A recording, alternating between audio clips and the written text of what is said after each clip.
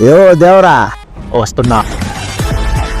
జగనన్న మళ్ళీ జనంలోకి వస్తాడంటే ఏందబ్బా వ్యవహారం? అది తెలియాలంటే నీకు ముందు జగనన్న కథ తెలియాలి. అన్న అధికారంలో ఉన్నప్పుడు తుఫాన్ వస్తే దూరం నుంచి తొంగి చూస్తాడు తప్ప నీళ్ళలో దిగేటోడు కాదు. పరదల మాటను పర్యటిస్తాడు తప్ప ప్రజల్లోకి వచ్చేటోడు కాదు. అట్టంటోడు మళ్ళీ జనంలోకి వచ్చాడంటే అన్నకి కానరాని భయం ఏదో కానొచ్చుంటుంది. ఆ భయమే కూటమిచ్చిన ఓటమి. పుష్ప, నీకు భలే హ్యాపీగా ఉన్నది కదా, 170 వస్తాయని నిలిపిన వాళ్ళకి 11 వచ్చిండాయని. ఎందుకు వచ్చా జనాల్లోకి? ఈ 5 నెలలు కూటమి ఏమీ చేయలేదని విషయం చిమ్మడానికి. మరి అన్న 5 ఏళ్లలో పోలవరం గట్ల, రాజధాని గట్ల, అమ్మఒడి 3 తూర్లు ఇచ్చున్నాడు.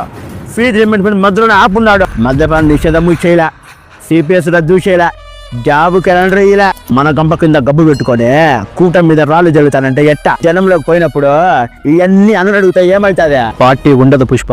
పర్యటన పేరుతో అన్న వస్తే ప్రశ్నించడం జనం తగ్గేదేలే.